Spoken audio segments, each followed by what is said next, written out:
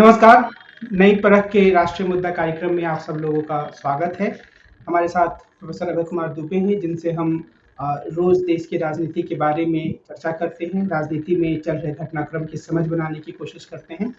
कार्यक्रम को आगे बढ़ाने से पहले मैं सभी दर्शकों से अनुरोध करूंगा कि अगर वो अभी तक हमारे इस चैनल से नियमित रूप से नहीं जुड़े हैं, उन्होंने नई परख को सब्सक्राइब नहीं किया है, तो वे इसे सब्सक्राइब करें। अभय सर, नमस्कार। नमस्कार। चर्चा तो अक्सर होती रहती है कि भारतीय जनता पार्टी असल में एक वॉशिंग मशीन का रूप धारण कर चुकी है, जिसपे भ्रष्ट लोग निकलते हैं और फिर वो बिल्कुल ही पाक साफ हो जाते हैं। लेकिन आज इंडियन एक्सप्रेस ने एक व्यवस्थित रिपोर्टिंग की, जिसमें उसने बताया कि 25 बड़े नेता जो भारतीय जनता पार्टी में गए विपक्ष से, उनमें से 23 जो हैं वो या तो दोषमुक्त हो चुके हैं या उनके खिलाफ चलने वाली कार्रवाई बिल्कुल ठप सी हो गई है। इस रिपोर्ट के मद्देनजर आप किस रूप में देखते हैं जो भारतीय जनता पार्टी की राजनीति है उसे? देखिए, इस रिपोर्ट की जो सबसे पहली बात यह है कि ये कार्रवाई भारतीय जनता पार्टी 2014 से चला रही है। यानी जिस दिन से वो सत्ता में आई है, तब से वो ये काम कर रही है। अब ये सब चीजें संचित होकर हम लोगों के सामने आ गई हैं और इसका राजनीति पे असर दिखाई देने लगा है। अब ये बताता है कि शुरू से ही इनका तरीका दल बदल के जरिए अपनी कतारों को सुदृढ़ करने का रहा है। ये बड़े पैमाने पर सारे देश में इन्होंने योजनाबद्ध तरीके से दल बदल आयोजित किया है और उसके लिए उन्होंने इस बात की भी कोई परवाह नहीं की कि कौन बदनाम है, कौन नेकनाम है, कौन भ्रष्ट है, कौन ईमानदार है, किसकी छवि खराब है, किसकी छवि खराब नहीं है। और इन्होंने न केवल इन भ्रष्ट जिनको खुद ये भ्रष्ट कहते थे, जिनके खिलाफ इन्होंने श्वेत पत्र जारी किए, जिनके खिलाफ इन लोगों ने चार्जशीटें जारी की, उनको न केवल उन्होंने अपनी पार्टी में लिया है, बल्कि उनको बड़े-बड़े पद भी प्रदान किए हैं। उन्हें पार्टी में लेते ही, जैसे कि नवीन जिंदल हैं, उनके ऊपर कोल घोटाले का आरोप था और भारतीय जनता पार्टी ने कितने उनके ऊपर इल्जाम लगाती, जाने कितनी चीजें लेकर करती थी। उनके पार्टी दल बदल करते ही 24 घंटे के अंदर उनको टिकट मिल जाता है। हेमंत बिश्व शर्मा है, जिनके खिलाफ भारतीय जनता पार्टी ने चार्जशीट दाखिल की थी, एक तरह से जनता की अदालत में, विधानसभा में चार्जशीट लेके भाजपा गई थी। वो इस वक्त भाजपा के मुख्यमंत्री है और उनके पूरे नॉर्थ ईस्ट की राजनीति के केंद्र में है। और भाजपा वाले निजी बातचीत में बड़े गर्व के साथ कहते हैं कि हमें हीरा मिला है। मैं तो बहुत लोगों से इस बारे में बातचीत की, तो उनके समर्थक कहते हैं कि हमको तो हीरा प्राप्त हो गया राहुल गांधी की गलती से। यानी उन्हें इस बात से कोई मतलब नहीं कि व्यक्ति क्या है, उस व्यक्ति के बारे में वो क्या कहते रहे हैं। उन उनका उन उनके दल का फायदा होना चाहिए। मतलब दलबंदी राजनीति में होती ही है और दलबंदी अपने दल के लिए सब कुछ किया जाता है, लेकिन उसकी कुछ सीमाएं होती हैं, उसकी कुछ आचार संहिता होती है। भारतीय जनता पार्टी ने इन तमाम चीजों को, तमाम आचार संहिताओं को ताक पे रख दिया है। इंडियन एक्सप्रेस की इस रिपोर्ट में वो सब बातें हैं जिनके बारे में हम लोग चर्चा हमेशा करते रहते हैं। सब नेताओं के नाम गिनाए जाते रहते हैं, लेकिन इसमें सिलसिलेवार व्यवस्थित तरीके से, जैसा कि आपने कहा भी है अपनी भूमिका में, इन सब बातों को साफ तौर पे सामने रख दिया है और ये बातें अब रिकॉर्ड पे दर्ज हो गई हैं। इस चीज से मुंह नहीं फेरा जा सकता है। ये काफी, और इसमें देखिए, इसमें और भी पहलू हैं इसके कई। भारतीय जनता पार्टी ने जो इलेक्टोरल बॉन्ड के जरिए किया है, वो सब इन चीजों से सब जुड़ जाता है। तो मेरी निगाह में भारतीय जनता पार्टी इस देश की सबसे ज्यादा भ्रष्ट पार्टी होती है, सबसे ज्यादा भ्रष्ट पार्टी। और उसका आप वो देखिए, आप जुर्रत देखिए कि वो राष्ट्रीय मंच पर खड़े होकर उसके नेता दूसरे अन्य सभी नेताओं और पार्टियों को भ्रष्ट बता रहे हैं, जबकि अगर तथ्यों की दृष्टि से देखा जाए तो खुद भारतीय जनता पार्टी ही सबसे ज्यादा भ्रष्ट है। यहां तक कि भ्रष्टाचार का उद्गम, भ्रष्टाचार का आगार है, करप्शन की स्टोर हाउस है पार्टी है। जो पार्टी खुद करप्शन की स्टोर हाउस है, वो दूसरी पार्टियों और नेताओं के ऊपर आरोप लगा रही है। अब आप देखिए उसकी निर्लज्जता की हालत, देखिए आप उसकी क्या है। और उनकी हिम्मत देखिए, वो कहते हैं इसको मुद्दा बना के हम चुनाव लड़ेंगे। तो ये सब जो हो रहा है, अब मैं नहीं समझता हूं कि वोटर इसको देख नहीं रहे होंगे। वोटर्स को मोदी जी बहुत लोकप्रिय नेता है और उत्तर भारत, पश्चिम भारत और मध्य भारत में उनके नाम का डंका बजता है, उनके नाम पे वोट मिलते हैं। ये सब सही बातें हैं। ये बात मैं मानता हूं, जो सर्वे एजेंसियों की ये द्वारा तथ्य दिए जाते हैं, वो उसमें ये बात है उसके अंदर। लेकिन अब वो भ्रष्टाचार को मुद्दा बनाकर चुनाव लड़ रहे हैं और उनकी पार्टी ये सब कर रही है।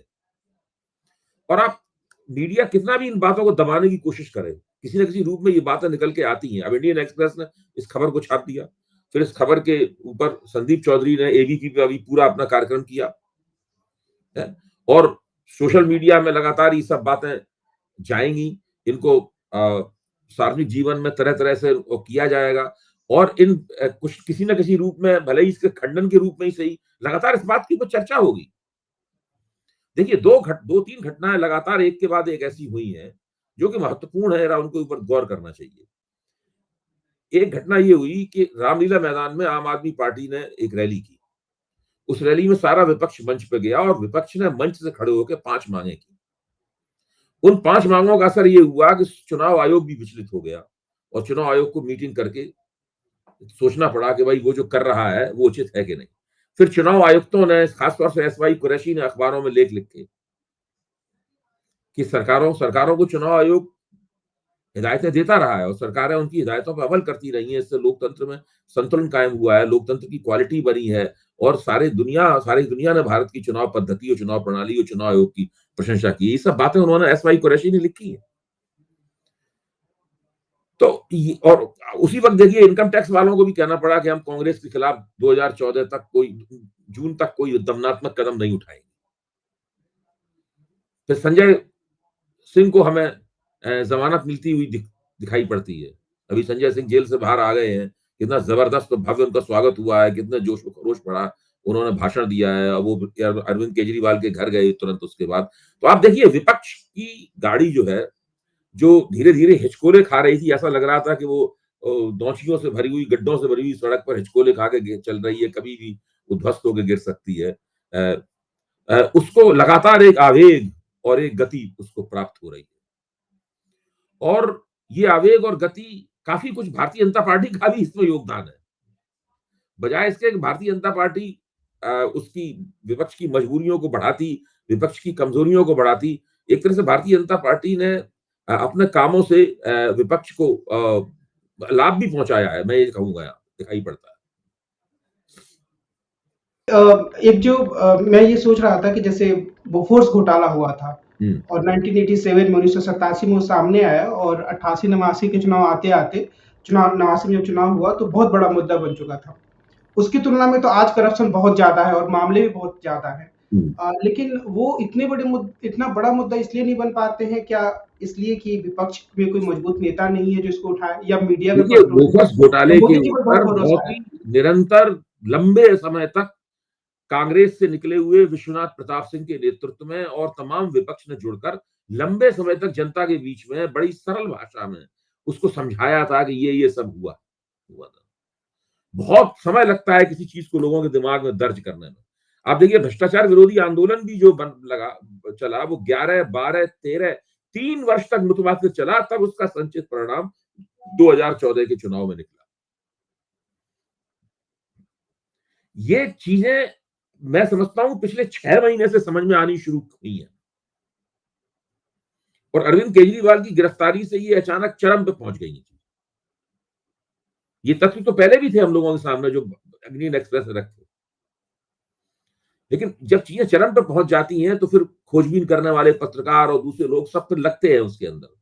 दूसरे, मीडिया का किरदार भी थोड़ा बदला हुआ है इस वक्त। मीडिया का काफी सरकारीकरण हो गया है, मीडिया मोदी भक्त हो गया है पूरी तरीके से, और वो सरकार जो कहती है उसको सही मानता है, जो सरकारी एजेंसियां जो कहती हैं उसको मीडिया सही रूप में पेश करता है, और उनके पक्ष में खड़े होकर सोचने लगा है मीडिया। जो टीवी पर तर्क दिए जाते हैं, ये लोग सोच सोच के सरकार का समर्थन करते हो, इसमें भले सरकार भी उन बातों को न सोच पा रही हो, समीक्षक लोग खुद सोच सोच के तर्क निकाल के सरकार के पक्ष को पुष्ट करते हैं। तो इतना जबरदस्त सार्वजनिक जीवन में बहस का सरकारीकरण हुआ है, उसका भी काफी फर्क है, जो बोफर्स वाले मसले के ऊपर इतना ऐसा नहीं था उसमें उस समय। और ये जो ये पूरा मामला है कि उसमें हम थोड़ी न्यायपालिका की धीमी गति को भी एक कारक के रूप में देख सकते हैं। जैसे मैं देखिए, न्यायपालिका की गति में बात आपकी सही है, लेकिन मैं ये कह रहा हूं कि न्यायपालिका से ये उम्मीद लगाना कि वो लोकतंत्र की क्वालिटी को सुधारने और लोकतंत्र की क्वालिटी को बचाने के लिए कोई विशेष भूमिका निभाएगी। मुझे लगता है कि ये उम्मीद करना न्यायपालिका से ज्यादा है, एक ज्यादा उम्मीद करना है। ये काम राजनीतिक दलों का है, ये काम उन लोगों का है जो लोकतांत्रिक राजनीति में, चुनावी लोकतंत्र में, पॉलिटिकल डेमोक्रेसी में सड़क पे एक्शन करते हैं, जो सत्ता के लिए प्रतियोगिता करते हैं। ये उन लोगों का काम है। मीडिया का भी इसमें निश्चित रूप से भूमिका है। मैं न्यायपालिका से ज्यादा बड़ी भूमिका मीडिया की मानता हूं, और मीडिया का जो सरकारीकरण हुआ है, उससे मीडिया ये भूमिका निभाने से चूकता है। जैसे इसमें मैं उसी सवाल को थोड़ा-सा एक्सटेंड करना चाहूँगा कि एक तो इलेक्टोरल बॉन्ड वाला मसला है, दूसरा आजकल रामदेव का मामला काफ़ी चल रहा है, उनको बिल्कुल। काफ़ी अदालत में डाँट पड़ रही है। लेकिन वो सारा का सारा मामला जो कोविड का कितना पुराना मामला हो गया, कोई दवा लेकर आए थे, उन्होंने कहा था कि सारा इलाज इससे हो जाएगा। तो शायद संस्थाओं की कमजोरी को भी इसका एक कारण मान सकते हैं कि देखिए, भ्रष्टाचार अब रामदेव का मसला देखिए, रामदेव ने जिस तरीके से एक व्यापारी के रूप में और एक आयुर्वेद की दवाएं बनाने वाले, और उसके बाद अब तो वो कॉस्मेटिक्स भी बना रहे हैं, टूथपेस्ट भी बना रहे हैं, ये सब, और सामान, घर घर के राशन का सामान, नून तेल आटा वगैरह, दाल, ये भी सब बेचते हैं रामदेव। आप देखिए, रामदेव को व्यवस्थित रूप से कुछ सरकारों ने लगातार उनको प्रायोजित किया है, उनके व्यापार को। उनको बहुत ही सस्ती जमीनें दी गई हैं, और उन जमीन और सस्ती जमीनें दी गई हैं, और उनको बहुत छूट दी गई है रामदेव को। जो भ्रष्टाचार विरोधी आंदोलन था, जिसमें ये रामलीला मैदान से शलवार और इस औरतों के कपड़े पहन के भागे थे रात में, इससे इनकी बहुत बदनामी हुई थी। इसके बाद एक इन्होंने अनशन करने की कोशिश की, उस अनशन में 3 दिन में ही ये ध्वस्त हो गए थे उस अनशन में, और इनको सलाइन चढ़ाने की नौबत आ गई थी। तो इन्होंने समझ लिया था कि राजनीति जो है ना, अब हमारे बस की बात नहीं। ये उसके जरिए स्टार नहीं बन सकते, ना इनके शरीर में दम है, ना इनके मन में दम थी। रामलीला मैदान में इनका मन कमजोर साबित हुआ, और अनशन के दौरान इनका शरीर कमजोर साबित हुआ। संघर्ष करने का मादा इनके अंदर नहीं था। उसके बाद इन्होंने व्यापारी के तौर पर अपना पूरा साम्राज्य, उसमें उत्तराखंड की सरकार ने इनकी बहुत मदद की।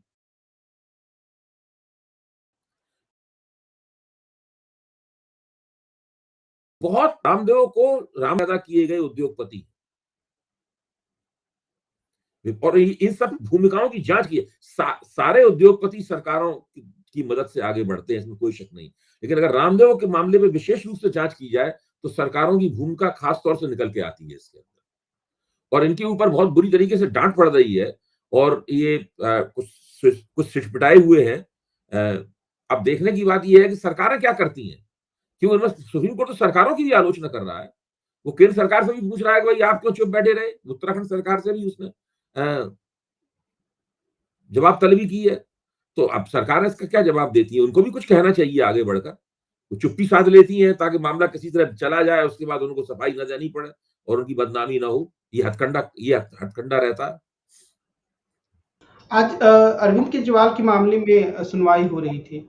तो हालाँकि ऐसी उम्मीद तो बहुत सारे लोग नहीं कर रहे, उन्हें ज़मानत मिलेगा, लेकिन क्या इसकी संभावना भी आप देखते हैं कि उनको ज़मानत मिल मैं संभावना बहुत कम देखता हूँ, ना के हुँ, बराबर। और ये जरूर है कि वो अदालत जमानत खारिज करते हुए भी क्या कहती है, ये भी एक महत्वपूर्ण होगा।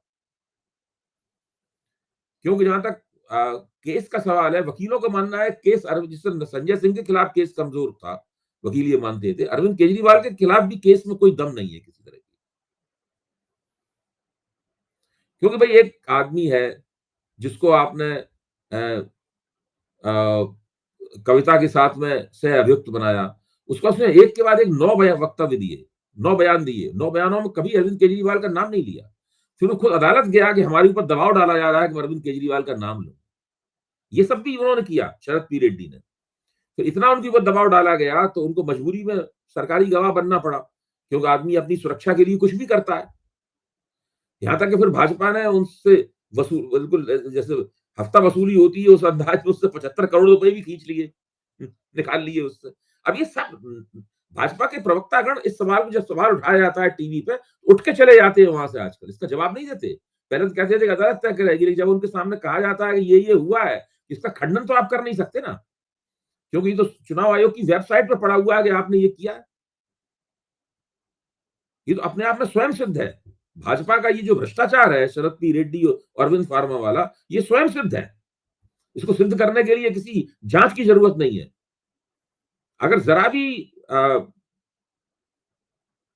जो प्रवर्तन निदेशालय है, जरा भी उसमें आंख की शरम है तो भारतीय जनता पार्टी के खिलाफ उसको सुमोटो स्वतः स्फूर्त तरीके से एफआईआर दर्ज करके जांच शुरू कर देनी चाहिए। संजय सिंह की रिहाई के बाद हम ये कह सकते हैं कि कम से कम आपके एक शीर्ष नेता वापस आ गए हैं, तो चुनाव में इसका उनको कुछ फायदा मिल सकता है अगर बड़े निश्चित नेता रूप से वापस संजय आए तो? देखिए, संजय सिंह बहुत आंदोलनकारी मानस के व्यक्ति है और अ, रघु ठाकुर के साथ थे वो पहले, और हमेशा शुरू से ही बहुत ही संघर्षशील और जुझारू किस्म के व्यक्ति रहे हैं, फक्कड़ मिजाज के व्यक्ति रहे हैं, कार्यकर्ताओं के बीच में बहुत ही लोकप्रिय हैं, बहुत ही प्रखर वक्ता है, उनकी ज़बान कभी फिसलती नहीं है, बिल्कुल साफ आवाज़ में पूरे सही सही हिंदी और अच्छे सुंदर लोकप्रिय किस्म की भाषा का इस्तेमाल करते हुए वो बातचीत करते हैं और भाषण देते हैं। वो किसी भी पार्टी के लिए और ख़ास तौर से आम आदमी पार्टी जैसे संगठन के लिए तो एक एसेट है, एक संपत्ति है उनकी। तो संजय सिंह के बाहर आने से आम आदमी पार्टी को बहुत ही लाभ होगा और उनकी लगातार मौजूदगी ही भाजपा को मुँह चिढ़ाने के लिए और परेशान करने के लिए काफ़ी है। आज राहुल गांधी ने वायनाड से अपना नामांकन पत्र दाखिल किया। उनकी आलोचना की गई भाजपा के द्वारा कि ऐसा लगता है कि वो अमेठी छोड़कर जा रहे हैं, भाग रहे हैं। तो क्या उन्हें अमेठी से चुनाव लड़ना चाहिए इसे कांग्रेस को या इंडिया मेरी गठबंधन को देखिए, फायदा होगा? वायनाड से उन्होंने नामांकन पत्र दाखिल किया, भीड़ बहुत थी वहाँ पे, ओफ़ो! आप उस भीड़ को मैंने देखा है, उसको तो बेइंतहा भीड़ थी। वो कोई उस बहुत भव्य था वो पूरा कार्यक्रम और जन भागीदारी के लिहाज से उसका कोई जवाब नहीं है। लेकिन मुझे लगता है कि इन इन लोगों को गांधी परिवार को अपने निर्वाचन क्षेत्रों को उत्तर प्रदेश में नहीं छोड़ना चाहिए। बावजूद इसके कि उनके हारने का अंदेशा वहाँ से ज़्यादा है। उस खतरे को उठाते हुए उन्हें वहाँ से लड़ना चाहिए। आज मैं एक खबर पढ़ रहा था वो आज तक पर कि उसके वेब पेज पर एक खबर थी कि मायावती ने कुछ ऐसे उम्मीदवार खड़े किए हैं पश्चिमी उत्तर प्रदेश में खास तौर पे जिससे ज्यादा नुकसान भारतीय जनता पार्टी को हो सकता है। तो क्या मायावती इस तरीके से भी एक कारक की भूमिका निभा सकती हैं जहां वो नुकसान किसका कर रही है इसका अंदाजा लगाना देखिए, मुश्किल अभी है? तक मुझे जो समझ में आई बात उसमें तो यही लग रहा है कि उसमें नुकसान इंडिया गठबंधन को ज़्यादा होगा। जो भाजपा विरोधी वोट जो है उसको वो बटेंगे उससे। लेकिन अब ये आपने नया एक एंगल बताया है, नया कोण बताया है तो मैं इस दृष्टि से उस पे विचार करने की कोशिश करूँगा। लेकिन अभी तक तो यही मुझे लगता था कि भारतीय मायावती जो खेल खेल रही हैं, उसमें भाजपा का ज़्यादा फ़ायदा है। बिहार में लालू प्रसाद यादव के परिवार से एक और व्यक्ति, उनकी बेटी रोहिणी आचार्य चुनावी मैदान में हैं और कल प्रधानमंत्री जब अपनी पहली सभा करेंगे सुपौल में, तो हुँ, वहाँ हुँ। पर रामविलास पासवान के दामाद का वो प्रचार कर रहे होंगे। हुँ। इस लिहाज से क्या हम कहें कि बिहार में या देश के अन्य भागों में परिवार की जो राजनीति की बात है, परिवारवाद की बात है, वो एक अप्रासंगिक सा सवाल बन गया है? देखिए, देश के इस भारत में लोकतांत्रिक राजनीति में कुछ ऐसी स्थिति बनती जा रही है, जिससे आम आदमी जो लोकतंत्र से बहुत उम्मीदें करता था, अंग्रेजी में एक शब्द है सिनिकल। इसमें इसको दोषदर्शी हर चीज़ में फिर उसको नुक्स नज़र आने लगता है, दोषदर्शी हो जाता है व्यक्ति। एक लगभग वैसी स्थिति बनती जा रही है। एक ऐसी पार्टी जो भ्रष्टाचारियों का आगार है, वो भ्रष्टाचार को मुद्दा बना के चुनाव लड़ रही है। एक ऐसी पार्टी जिसमें एक से एक बड़े परिवारवादी भरे हुए हैं, उनकी पार्टियों से उसका गठजोड़ है, वो परिवारवाद के खिलाफ आवाज़ उठा रही है। मैं कोई विपक्ष को अच्छे नंबर नहीं दे रहा हूँ उसमें। ये सारे दुर्गुण पर्याप्त रूप से विपक्ष में भी मौजूद हैं। लेकिन भारतीय जनता पार्टी इनमें से किसी भी दुर्गुण से रहित नहीं है। वो दुर्गुण उसके अंदर भी पूरी तरीके से मौजूद है। अब जनता को तय करना है कि वो किसको आगे बढ़ाती है और किसको नहीं आगे बढ़ाती है। क्या ऐसे में एक अप्रासंगिक सवाल मान लें अब आज की राजनीति में और उम्मीदवारों की जो योग्यता है उसके आधार पर लोग फैसला करें? मिसाल के तौर पर रोहिणी आचार्य या फिर जो अरुण उनका नाम है, दिक्कत रामविलास की बात पासवान। ये है कि ये लोकसभा का चुनाव जो है वो उम्मीदवारों अच्छे उम्मीदवार या बुरे उम्मीदवार के आधार पर इसका फैसला नहीं होने वाला है। इसका फैसला जो है वो नरेंद्र मोदी की शख्सियत, नरेंद्र मोदी की इस देश के लोगों को कितनी ज़रूरत है और किन लोगों को ज़रूरत है, किन लोगों को ज़रूरत नहीं है और वो लोग अपना वोट कैसे देने की ये जो है वो योजना बनाते हैं, अपनी अपनी मतदान प्राथमिकताओं पे कैसे विचार करते हैं। जो भ्रष्टाचार का सवाल है जो कि सी वोटर ने जो सर्वे किया, जिस सर्वे में जो निकल के आया और उस सर्वे की जो व्याख्या खुद यशवंत देशमुख ने की, वो बहुत दिलचस्प है। वो सर्वे की व्याख्या बताती है, वो कहते हैं यशवंत देशमुख कि उनके ट्रैकर में जो भाजपा के समर्थक हैं वो साफ कह रहे हैं कि भाई जो कुछ हो रहा है ठीक हो रहा है, और जो भाजपा विरोधी हैं वो कह रहे हैं कि ये विपक्ष को नष्ट करने के लिए और विपक्ष विहीन लोकतंत्र बनाने के लिए सब आयोजन हो रहा है, सरकारी एजेंसियों का इस्तेमाल हो रहा है। तो पहली बार जो भाजपा विरोधी वोटर है वो इस प्रश्न पर गोलबंद होते हुए दिखता है, जो अभी तक गोलबंद नहीं होता था। भाजपा विरोधी वोटर बिखर जाता था और भाजपा के सारे वोट जो थे वो कमोवेश नरेंद्र मोदी को मिल जाया करते थे। इस बार जो नरेंद्र मोदी ने इसको मुद्दा ही बना दिया है, तो इस मुद्दे पर भाजपा विरोधी वोटर भी गोलबंद होने की स्थिति में पहुंच रहा है। वो सर्वे कम से कम इस बात का इशारा करता था। कितनी दूर तक ये प्रक्रिया जाएगी मुझे नहीं मालूम है, लेकिन अगर ये हुआ तो फिर ये भाजपा के लिए दुधारी तलवार साबित होगा ये मुद्दा। इसमें भाजपा इस तलवार से दूसरे को घायल भी करेगी और खुद उसका हाथ भी कटेगा उससे। लेकिन पृष्ठभूमि में राम मंदिर का मुद्दा तो है, ये हम कह सकते हैं, खासतौर पर धीरे धीरे राम मंदिर के मुद्दे को मैं मानता था, राम मंदिर का मुद्दा तो रहेगा ही वैसे हमेशा, लेकिन उसकी जो प्रबलता थी, जो शार्पनेस थी, वो खत्म होती जा रही है। राम मंदिर के मुद्दे की प्रभावकारिता जो है वो खत्म होती जा रही है, क्योंकि देखिए उसका कोई कहीं जिक्र भी नहीं कर रहा है, उसकी प्रासंगिकता नहीं है कोई। इस भ्रष्टाचार अब कोई भी नहीं किसी भी आरोप लगा रहा है कि हम तुमसे इसलिए अलग हुए क्योंकि तुम राम मंदिर में पूजा करने नहीं गए, प्राण प्रतिष्ठा में नहीं गए। ये सब बातें करना होनी बंद हो गई। भाजपा भी नहीं उसको आगे बढ़ा रही है। आपने भाजपा के नेताओं से कब से राम मंदिर की बात नहीं सुनी। आज की बातचीत को हम यहीं विराम देते हैं। हम कल फिर मिलेंगे और देश की राजनीति में हो रहे घटनाक्रम के बारे में प्रोफेसर अभय दुबे से बातचीत करेंगे। आज की बातचीत के लिए सर आपको बहुत बहुत धन्यवाद। नमस्कार।